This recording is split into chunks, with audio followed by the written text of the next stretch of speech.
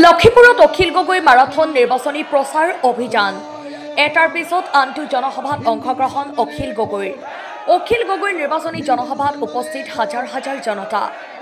গোৱালপাৰা জিলাৰ ৫খনকৈ জিলা পৰিষদ সমষ্টিত ৰাইজৰ দলৰ সভাপতি অখিল গগৈৰ নিৰ্বাচনী প্ৰচাৰ অভিযান। ১৫ নং জলেশ্বৰ টাকিমাৰী জিলা পৰিষদৰ ৰাইজৰ দলৰ প্ৰাৰ্থী লাইলা আৰজুফাৰ হৈ টাকিমাৰী কামাৰপাৰা আৰু কাটৰিঘাৰা পীৰবাৰীত অখিল গগৈৰ নিৰ্বাচনী প্ৰচাৰ। শাসনত কেইবাটাও বিস্ফোৰক মন্তব্য অখিল গগৈৰ। ২০২৬ত বিজেপি আৰু এআৰডিএফক ব্ৰহ্মপুত্ৰত দলিয়াই দি অসমত এখন ধৰ্মনিৰপেক্ষ চৰকাৰ গঠন কৰা হ'ব বুলি মন্তব্য অখিল গগৈৰ। শাসনত বিজেপি আৰু এআৰডিএফক তীব্ৰ আক্ৰমণ কৰাৰ লগতে কংগ্ৰেছ দলকো ক্ষুৰধাৰ সমালোচনা কৰে ৰাইজৰ দলৰ সভাপতিগৰাকীয়ে। কাৰণে গোৱালপাৰাত সংখ্যালঘু ৰাইজৰ মাজত পঞ্চায়ত নিৰ্বাচন খেলিছোঁ। প্ৰথমবাৰৰ কাৰণে পঞ্চায়ত নিৰ্বাচন খেলি ৰাইজক সংখ্যালঘু ৰাইজক কৈছোঁ যে যদিহে সংখ্যালঘু ৰাইজে সদায় কংগ্ৰেছক অকল ভোট দি থাকে তেতিয়াহ'লে সংখ্যালঘু ৰাইজ সদায় মুছলমানেই হৈ থাকিব, মূল সুঁতিৰ লগত যাব নোৱাৰিব। কিন্তু যদি ৰাইজৰ দলক, জাতীয়তাবাদী দলক, আঞ্চলিক দলক যদি ভোট দিয়ে তেতিয়াহ'লে আমি মুছলমান সমাজখনক অসমৰ মূল সুঁতি অসমীয়া মানুহৰ লগত লগ লগাই দিব পাৰিম।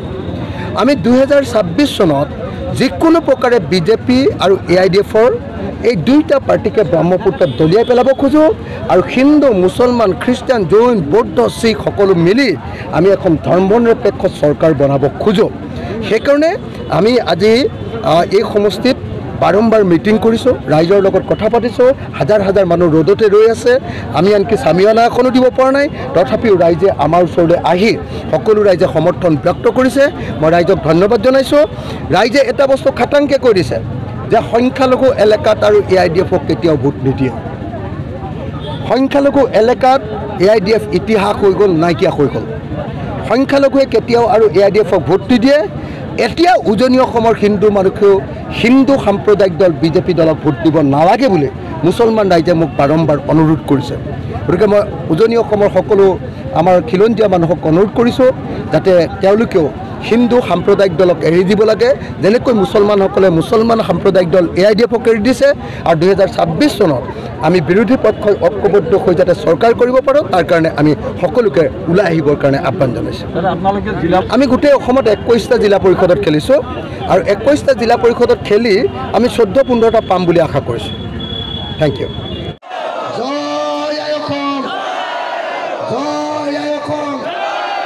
হিন্দু মুসলমান এক হোক, হিন্দু মুসলমান এক হোক, হিন্দু মুসলমান এক হোক। ৰাইজৰ দলক ভোট দিয়ক, ৰাইজৰ দলক ভোট দিয়ক, ৰাইজৰ দলক ভোট দিয়ক। ইনকলাব জিন্দাবাদ, ইনকলাব জিন্দাবাদ। ভোট দিব কি চিনত? কি চিনত? Gas cylinder. ভোট দিব কি চিনত? ভোট দিব কি চিনত? ভোট দিব কি চিনত? ধন্যবাদ। জয় আইকন।